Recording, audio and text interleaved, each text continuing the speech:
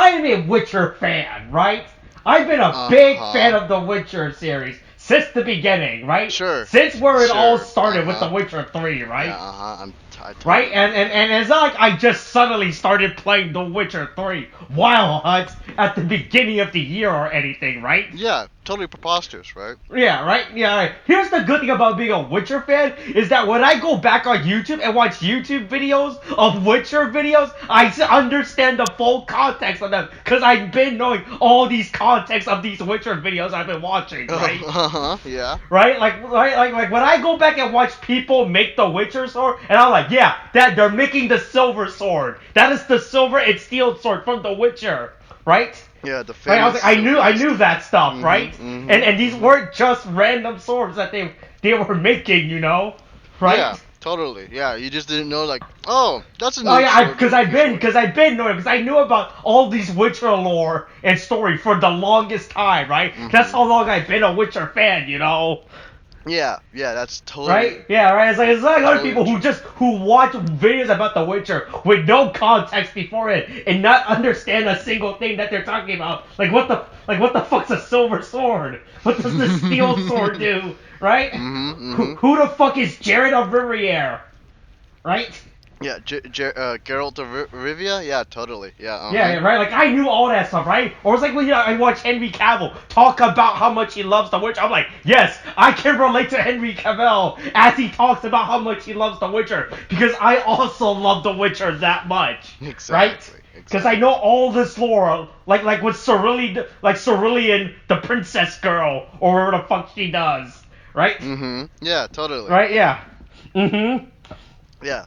Or yeah, or like Trish, I know who any of all these characters were and their lores and story when I go back on YouTube and watch all these Witcher lore videos where they talk about the Witcher. I'm like, yes, I definitely knew all this stuff beforehand, and I'm not going back now and watching them with full context of understanding, right? It's really glad that when I watch Witcher videos on YouTube, I fully understand the context of them and not just randomly watch them and everything without context, right? Yeah, right. Like I know, right? Because I know so much stuff about The Witcher, right? You know all the characters, all the little all the lore, right? Like how you fight the army from the Lord of the Rings in The Witcher. No, right? See, now you're saying words that I'm pretty sure it was the army from the Lord of the Rings in The Witcher, you know. Okay, I'm pretty sure that's who those characters were. Here's the thing. Which army do you think for the Lord of the Rings is going to be fighting in The Witcher? Which army? Just tell me right now. The Death Army. The Death Army. Okay. The Death Army is also separated into several other armies. We'll say. Which one specifically? Yeah, you know the one that serves the evil wizard in the Lord of the Rings, Gandalf. I'm so mad at you. Right? Because as you know, I'm also a big Lord of the Rings fan and everything, and I know everything about Lord of the Rings, right? No, you don't. Right? Like how Christopher Lee was like, "You shall not pass," and then he died or something, right?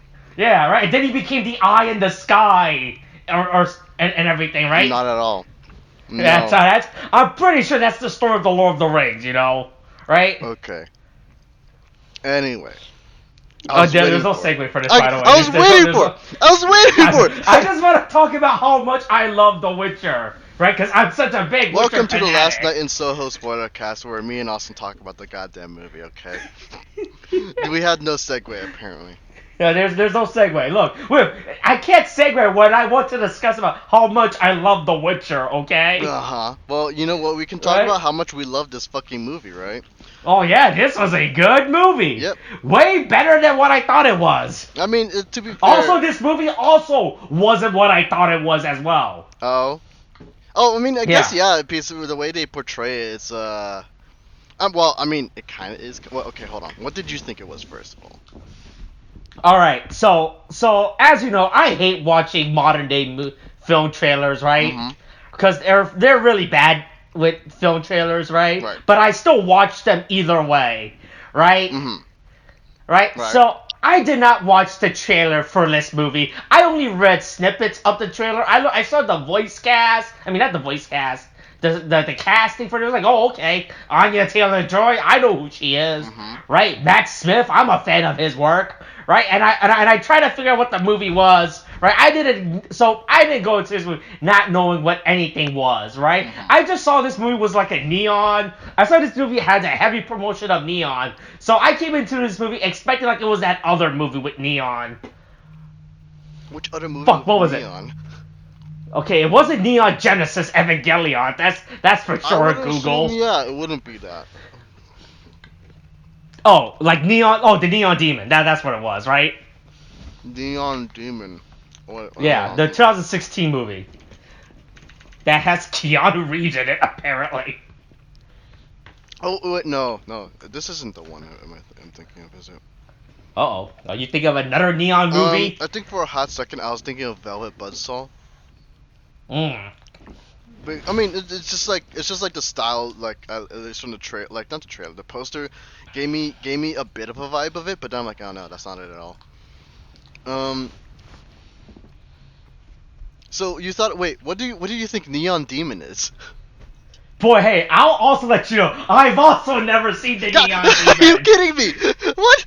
Okay, here's the thing. Well, first of all, I mean, right, the Neon Demon was about demons, right? That's why I was calling Neon Demons, right? I want to say it wasn't. Oh no, wait, hold on. I think I might be. Wait, are you telling me that the title of the movie is not an actual literal representation of the movie?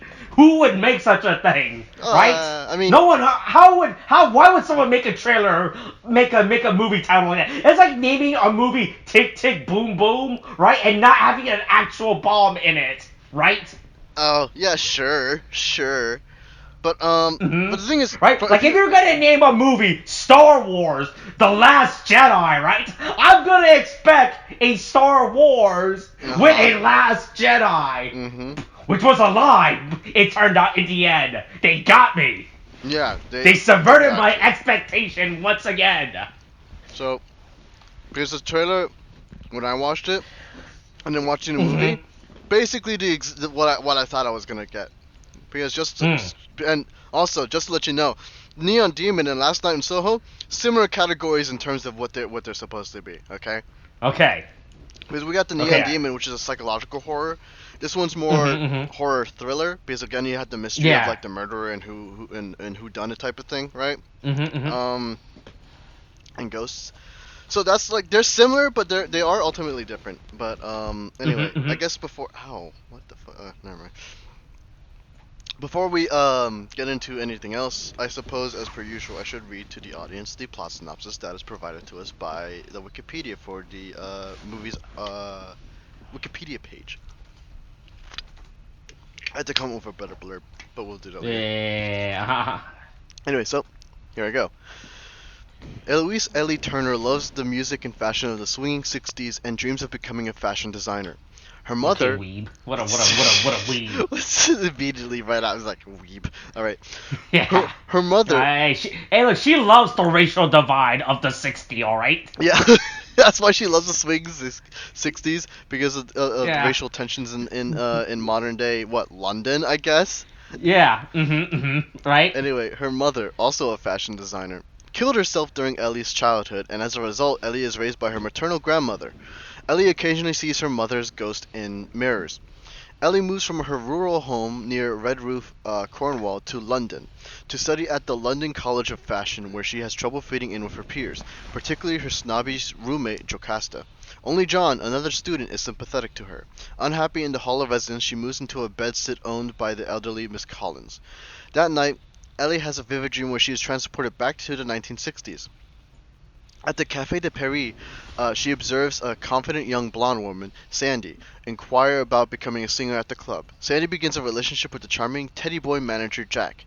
The next morning, Ellie designs a dress inspired by Sandy and Jocasta discovers a love bite on Ellie's neck. Ellie has another dream in which Sandy successfully auditions at a Soho nightclub arranged by Jack before returning to the same bedsit that Ellie has rented. Inspired by these visions, Ellie dyes her hair blonde, changes her fashion style to match Sandy's, uses her as an inspiration for her dress designs, and gets a job at a pub. She is observed by a silver-haired man. Dude, this is actually this is a long paragraph. This is a long. Yeah, I know. Someone was a real fan of this movie. Yeah. She is observed by a silver-haired man who recognizes her similarities to Sandy. In further dreams, Ellie discovers Sandy is not living the life she hoped for, now being pimped out by Jack to his male business associates. In her waking life, Ellie is disturbed by increasingly menacing apparitions that resemble Jack and the men who exploited and used Sandy. She flees a Halloween party she attends with Jon when the spirits accost her there. Jon returns with her to her bedsit where she has a vision of Jack murdering Sandy. She decides to track down the silver-haired man, who she believes is Jack. She goes to the police, but is not taken seriously. Ellie tries to find newspaper reports about Sandy's murder in the university library, but instead finds stories of local men who vanished without a trace. The spirits again manifest, and she nearly stabs Jocasta in a panic. Believing she must avenge Sandy. Yeah, fuck that bitch. Believing she must avenge Sandy, Ellie confronts the silver-haired man who frequents the pub where she works. Angrily denying that he killed Sandy and telling Ellie that Alex killed Sandy, he leaves the pub and is struck by a taxi and killed. The pub landlady reveals the man's name is Lindsay, and Ellie recalls encountering him in her dreams. He was an undercover vice officer who tried encouraging Sandy to escape her life of prostitution. Devastated, Ellie decides to leave London. Jon drives her back to Miss Collins' house, where she informs Miss Collins that she is leaving. Miss Collins tells her that a detective came by asking. I feel like that is a run-on sentence right there. Yeah. I mean, you don't have to put Miss Collins twice within that sentence. You could have just said drive her back to Miss Collins to tell her that she's leaving. Yeah, well, the sentencing could use work. I agree. But Miss Collins tells her that a detective came by asking about Sandy's murder before revealing that she is actually Sandy. She explains that Ellie's vision of Sandy's death was in fact a vision of Sandy killing Jack when he threatened her with a knife. She then lured the men she was pimped to back to her room and killed them, hiding their bodies in the house's floorboards and walls. Miss Collins also reveals that she has drugged Ellie's tea and intends to kill her to ensure her silence. In the ensuing scuffle, a cigarette from Miss Collins' ashtray ignites a box of records. Jon comes to Ellie's aid, but Miss Collins stabs him. Ellie flees upstairs to her room where the spirits of Sandy's victims beg Ellie to kill Miss Collins, but she refuses. Miss Collins enters Ellie's room, where she too sees the spirits and is slapped by the ghost of Jack. With the police outside, she attempts to cut her own throat, but is stopped by Ellie, who tells her she understands why she killed the men. Miss Collins, as Sandy, tells Ellie to save herself and Jon from the growing fire. Sandy stays in the building as it burns. Sometime later, Ellie enjoys success as her dresses are showcased at her graduation fashion show. She is congratulated backstage by her grandmother and Jon, now her boyfriend. Ellie sees her mother's spirit in a mirror and then a vision of Sandy, who waves at her and blows her a kiss. And that's the end of the plot synopsis. Alright. Okay, well, is it ever explained in the movie how she can see ghosts? I thought it was drugs for a second. Then I realized that she never did drugs in this movie, so I was unironically actually. So here's the thing: I actually like this. I enjoy the hell out of this movie, right? Mainly for its cinematography, its art style, right? The costuming, like all that shit was perfect. Yeah. But the plot really fucking unironically actually got me, right? Well, you're talking about the fact that she's like, "Oh, how am I seeing ghosts, guy?" Right? Yeah, right. Because usually with these type of movies, when ghosts and shit, there's usually like a catalyst, right? Right, either something like some traumatic thing in the character's past history. I want to say that drugs. I want to say it's implied because the thing is, a major thing that we do know about her is just the fact that like her mother committed suicide, when she was young. I think that may have been the catalyst for why she sees ghosts. That like it's implied that it's either she already had the talent and it only really happened because her mother, right, or something like that. It's probably the reason why. Right, yeah, that was the thing I was really confused in this movie was how she was able to, because I legitimately thought that, right, I thought she wasn't able, like, apparently I completely missed the opening bit of the movie where she apparently saw her mother's ghost, right? Right. Mm-hmm. Because I might have had it out the background as I was not playing The Witcher 3 for the first time, as I was just doing one of my very run-throughs of Death March difficulty to not get a trophy, right, in the game, so I cannot platinum the games. As you are already aware, I have already platinumed The Witcher 3 and everything, right? Right? Yeah, right. So I might have missed the opening bit where her in like her shitty household with her grandmother before she left, right? I mean, all they really talk about is like how she died when she was like younger, and she keeps seeing her mother's ghost. So, Right. I think it's like I don't think they ever like. She doesn't say it if I remember, but like she's just like. Right. Like whatever. It's never actually because I literally thought it was drugs. Right. I thought it was because I thought it literally was drugs or something. Right. She was like, "Ooh boy, I'm getting real high off this 21st century drugs, not like those 60 drugs that actually would kill you. Right? We still technically use 60s drugs, right? Oh, no. But hey, but at least our drug is regulated now, right? Only for medical purposes, and as long as you have a card that isn't stolen by your brother when he goes to California, right? Okay, thanks. Oh, I got spam. Anyway, ignoring that spam. That is how you spelled the word seed. I just realized I wrote the word seed. Have you seen? Oh, okay. Right, yeah, so like that was one of my biggest plot holes in this movie for me, right? Was how she was able to do all these weird, funky spirit visions or whatever the fuck, right? Yeah. Right, because like as far as I heard, mental health is fine throughout this movie, right? Like yeah, she has her own mom issue, but it doesn't look like it affected her that much. Like it's not established as like, yeah, my mom's death really got me as a kid, right? Like throughout this movie, we see her like as a normal, with normal mental health and everything, and she doesn't start breaking until she gets the ghost ring. I was like, and I legitimately thought I missed a critical plot point in this movie, right? Right, because she's gonna start breaking until she starts having the ghost spirit dreams. I don't know, because I don't know how the fuck any of this world's logic works, right? Hey, but Coke's in this world, so that's all that matters, Yeah, it's all right. Hey, what if the Coke was the catalyst for her to see ghosts, right? Like she only sees ghosts if she drinks a Coke.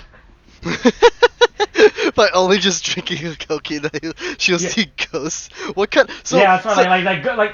Like ghosts is like ghosts like this like Coke in this universe is used as a spiritual medium for people. Yeah, but that'd be the greatest product placement I would have ever seen in a movie. Can you believe? Hey, look, you want to see ghosts? Take a Coke. God, drink some Coke. At the moment that like the main character's about to lose, all they need is a Coke, and then the vending machine just like pops one out and then puts it right in front of like the fucking character.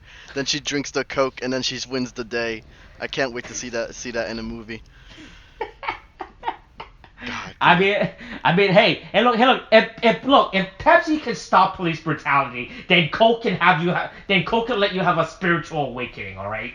Yeah, exactly. But I mean, but yeah, that's like in terms of me, like that's like my only real like criticism of this movie, right? Was the whole fucking ghost spirit thing. Like once you start seeing ghosts, it was cool. I enjoyed that and stuff. But then I was like, boy, how's this happening again?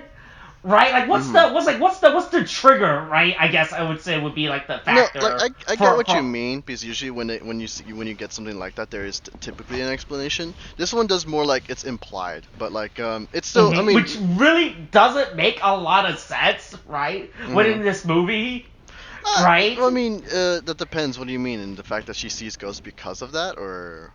She starts having these visions for like no reasons, right? I mean, for no reason. I mean, or it's not fleshed out, right? Well, I think it's just because like, okay, because here's the thing. Because the thing is, a lot of the things that we have to take here, especially has to be it's through implication rather than anything else. So like I know what you mean, like the fact like she can just kind of see ghosts, but like it's just like, well, why hasn't she seen ghosts everywhere, and then why in this particular location? Technically, if like this requires me because the thing is, for me, I accepted it a lot more, if only because like hauntings only usually ever really happen in a technicality kind of sense, right? In terms of like real world stuff, it only ever happens at places that's had like extreme suffering or like very tragic, or something very tragic happened, like where it just stains the memory of the landscape, right?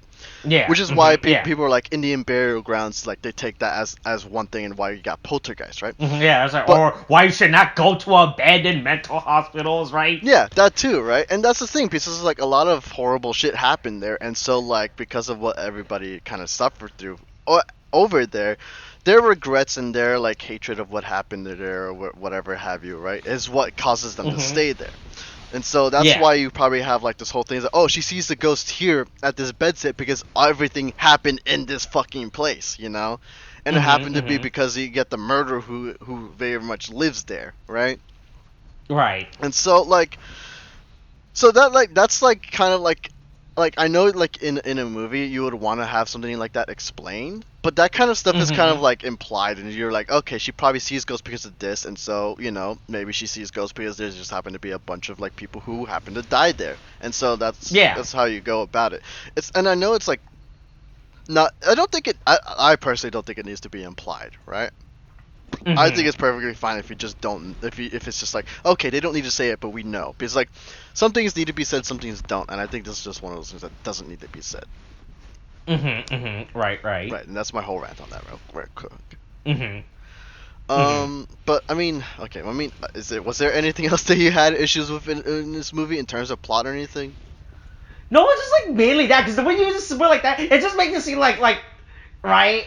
Like she just happened to be at the, like, boy, it's like, cool, how convenient that she happened to rent out the apartment of the murder victim, right? Yeah, but then again, if we didn't have that, we wouldn't have gotten the story to get through. So it's it's just kind of right. like It seems more like this way. It just seems like this movie's event just happened, by everything by coincidence, right? Like it's not like boy, really glad that someone drank her coat and the night before, right? Or no one told her to wake her up before her college or anything like that, right? Right, this just felt like everything is like happened randomly in terms of like events, like oh boy, look at all these coincidences that led to this event, right? Yeah. We're supposed to be like, oh boy, right? It's like, boy, here's a murder mystery happening, right? That she has to solve all of a sudden, right? But I mean, right, I it's just kind of bigger, like a better driving force within this movie for her to like start getting these murder mystery visions or some shit, right? I mean, the thing is though, like I think it's kind of like fine the way they did it, if only because it's just like, oh well, because like a lot of things just kind of happen in life, and so just like having this happen like to her, it's like it works and it's not really disruptive or like it doesn't feel out of place. So like it feels fine, So I think that's the thing.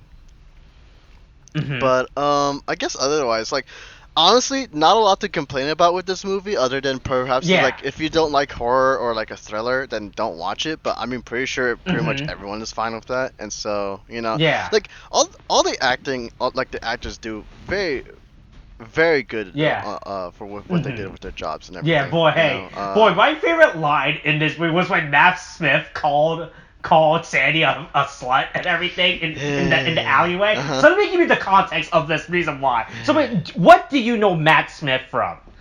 Do you have any prior knowledge of Matt Smith, the actor? Matt Smith. Right.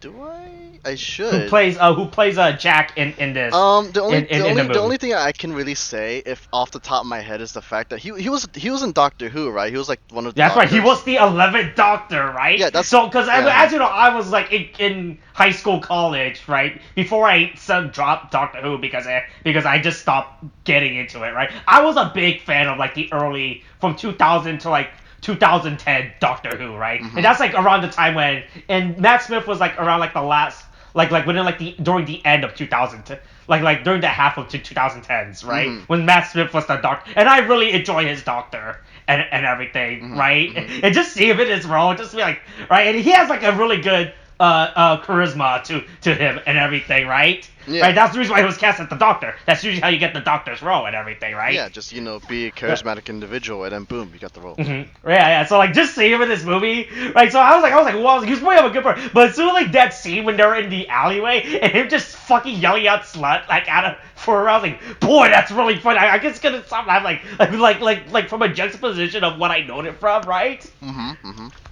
Right? It was like actually a funny moment for me. Right? Yeah.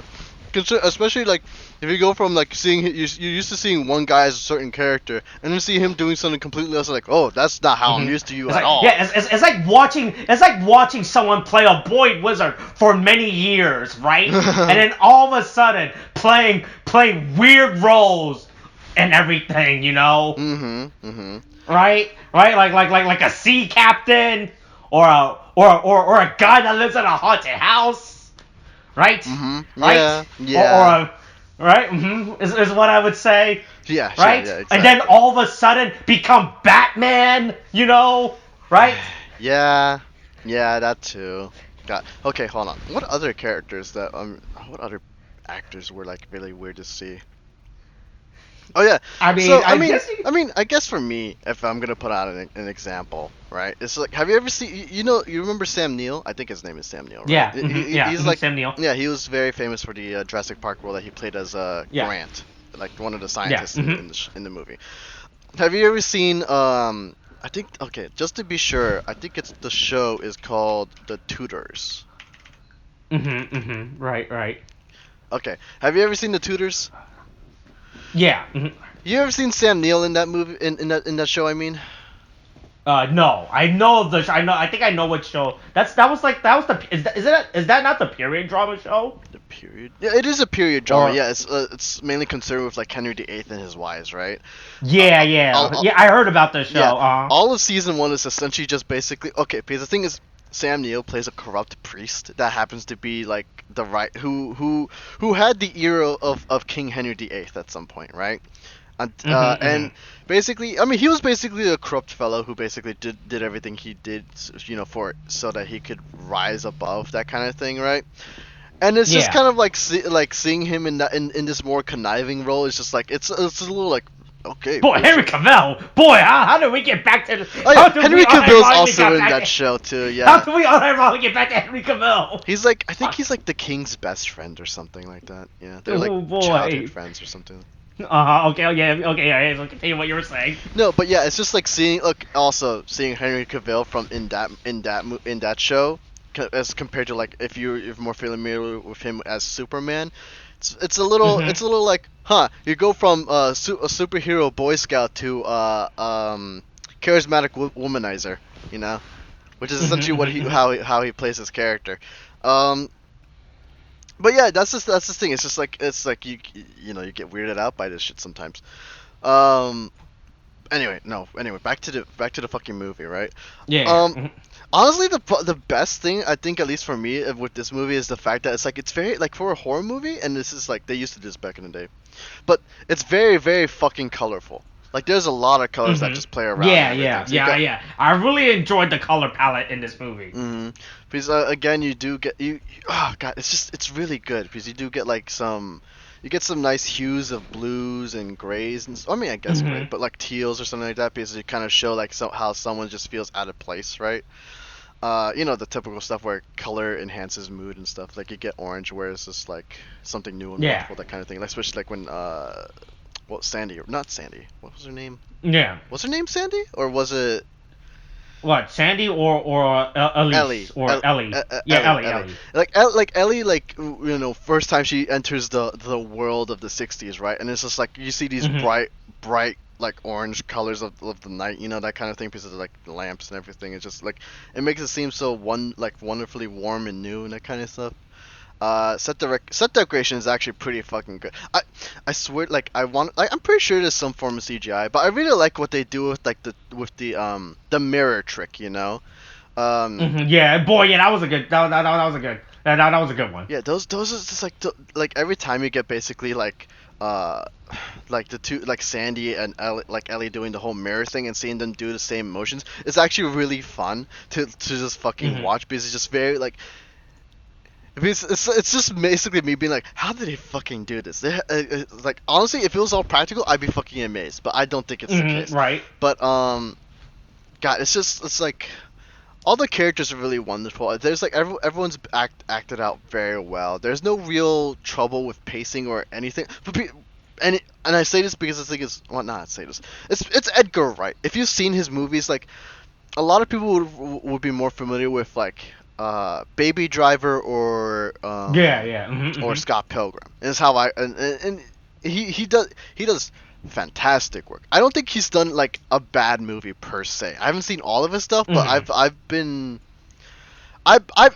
regularly impressed with his stuff because he's done he's done Shaun of the Dead, Hot Fuzz, Scott Pilgrim. I want to say he's done.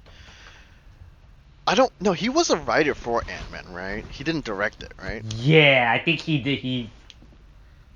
Yeah, and but all those movies, all wonderful movies and stuff. It's kind of like if you're used to his shit, you'll see a lot of it here, and it's just. Oh no, he left. He was originally attached to Ant-Man before he left. Oh, okay. Yeah, but like if you've seen his stuff, you know what you're getting into, at least in terms of how it's going to be filmed and stuff, and it's a very tight story. I can't really find anything to complain. Again, all the characters are wonderful. I like the story that's being told.